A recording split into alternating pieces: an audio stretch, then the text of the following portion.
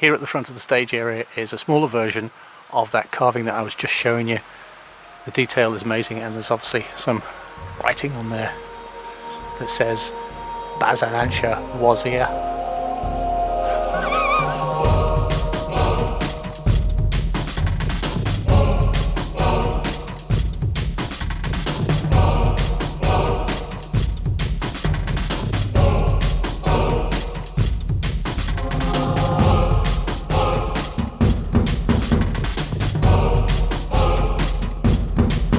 Wow, look at that mist. It's another one of those big valleys filled with greenhouses for agriculture. Yeah. And because of this valley, it's the time of day it is, this is what we're going to get. Yeah. A lot of wild dogs out here today. Yeah.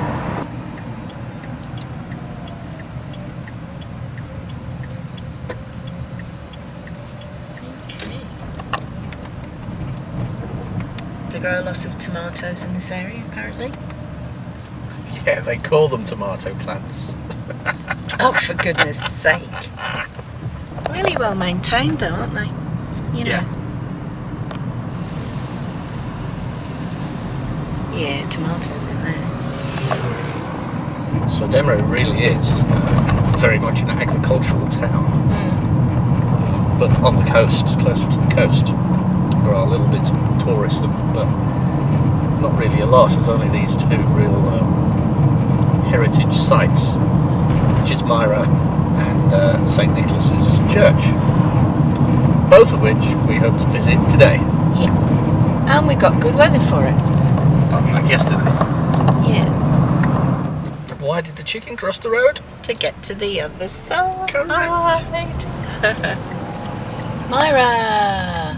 The first reference to Myra was in the 1st century BC, and when it was recorded then, it was one of the largest towns in Lycia.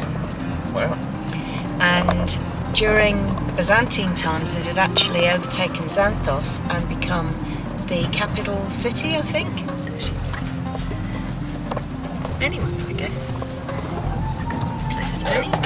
So we're here, so let's go see Myra, Baz. From the road, this is the entrance in to Myra Archaeological Site.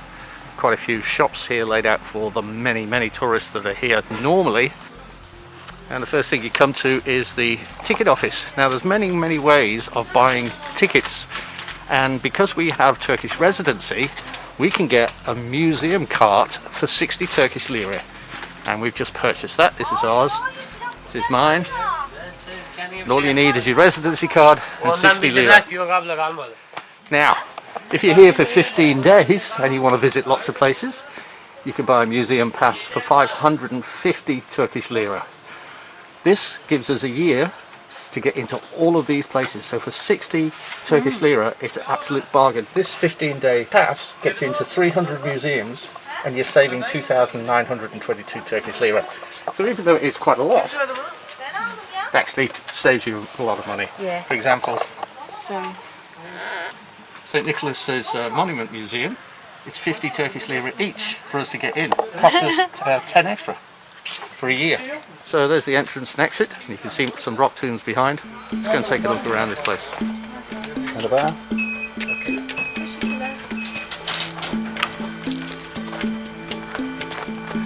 One of the first things that really catches your eye when you come in are the rock tombs. They must be absolutely huge because of the distance, how far away I am from them.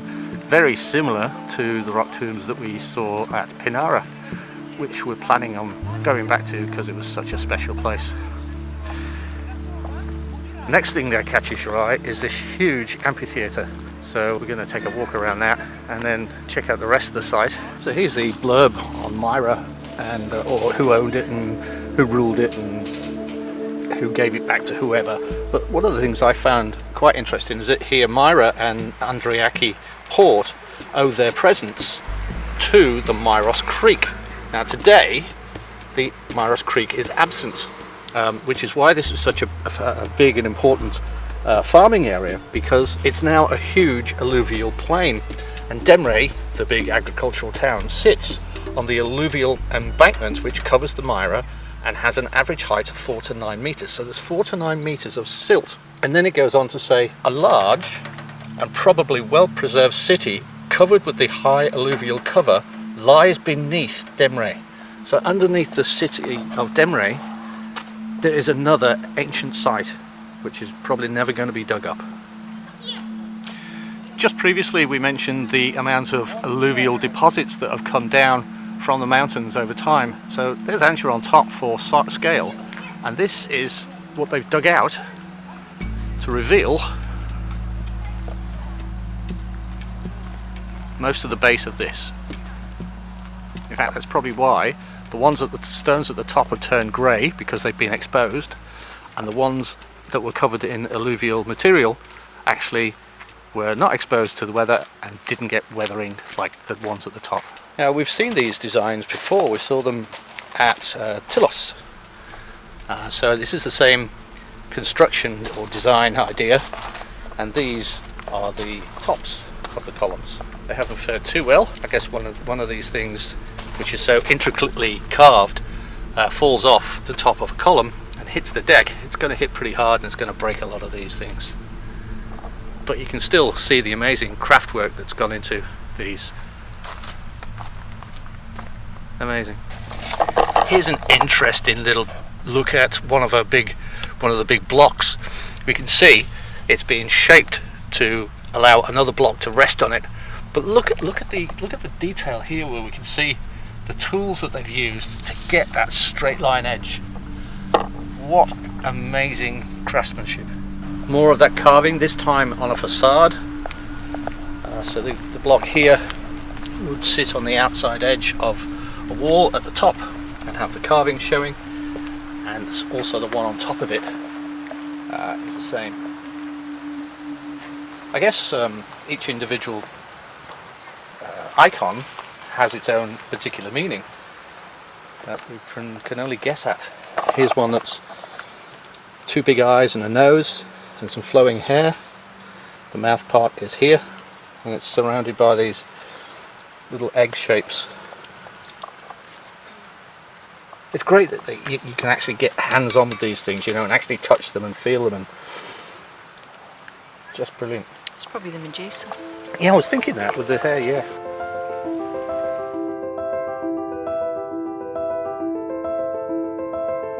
Just to be sure that nothing falls down and kills anybody, they've got these great big steel plates and steel bars tensioned across the archway here. Let's climb further in.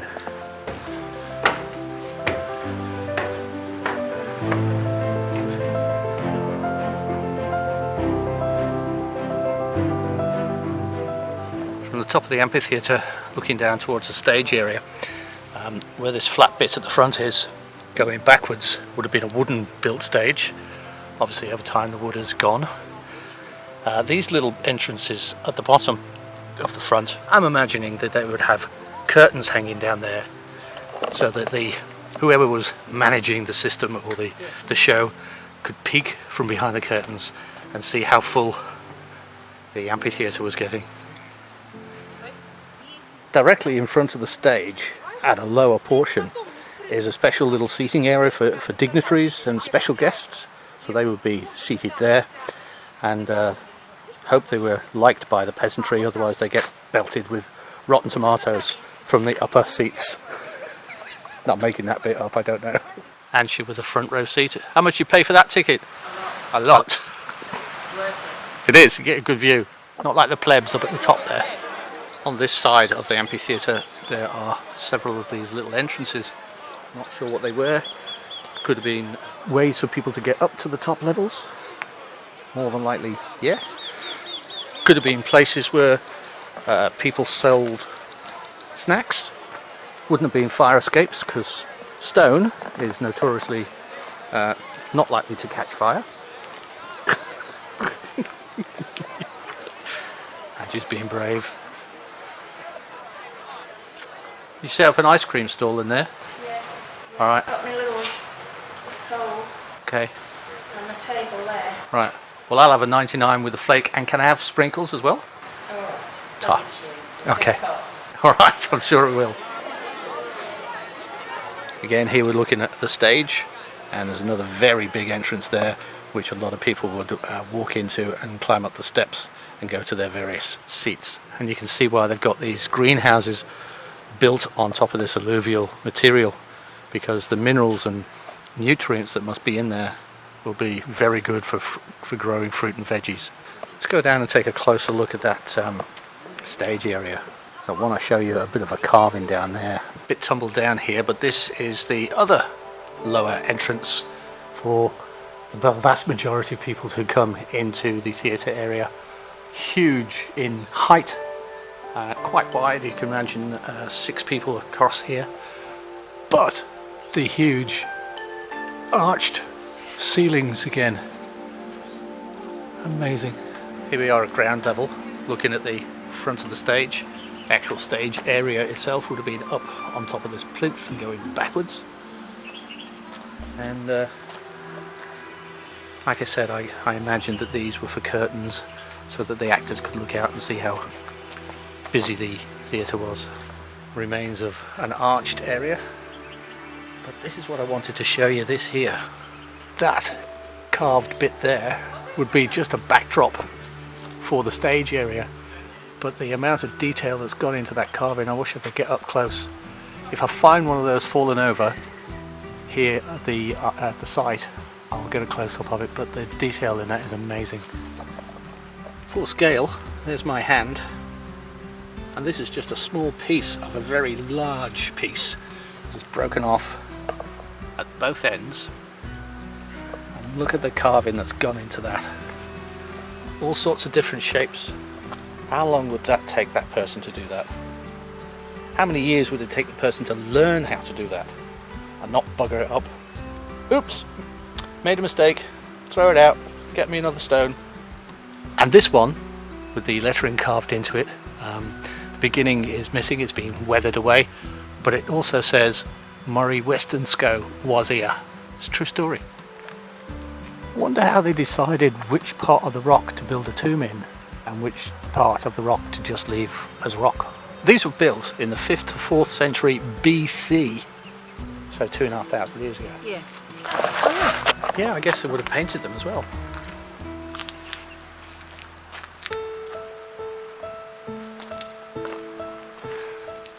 Again and again on the rock tombs we see this repeating pattern of these circles. Obviously quite significant because nearly every one of them has that carved into it. It's great the way they've got all these orange trees fully laden with fruit, and there's so much of it. People are so over it, they just leave it there until it falls to the ground to rot. This one didn't make it to the ground. It got impaled on the way down and is now dying a slow death with a belly wound. Okay, before you say anything, there's nobody around. We're wearing our masks, alright? Anyway, that was Myra, archaeological site. Fascinating stuff. Amazing history, and amazing to see how time has shaped this place. Yeah, and it's a really, really well preserved amphitheatre too. In fact, isn't it? I would say that's the best one we've seen so far. Yeah, yeah. Yeah, I mean not just this time around, but even last time we visited. Yeah, out of all of them, yeah. Yeah, we're now going back to the car park where the guy who said you can park here for free, and also pointed out that he has a little stall that sells our freshly squeezed orange juice and Turkish coffee. So we might get one of So those we'll to get take one of away. those, and then we're going to find the Church of St. Nicholas, Yes. who is otherwise known as Santa. Yeah. Oh, a bit late for this year's prezzies, but we can also always, have a little chat for next year. Yeah. Oh, a bit late for last year's prezzies, but we can always have a little chat for next year. No, this year. Bit late for last year's prezzies, but we can always have a little chat for this year. Okay, we got there in the end. Time travel.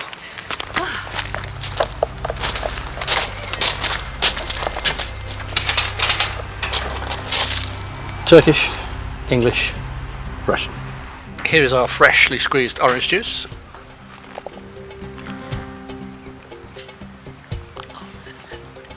Ooh, yum. We'd really appreciate you helping our channel to grow by doing one simple thing. Just click the big thumbs up button below and you'll be helping us more than you realise. See you next time on Sailing ABC.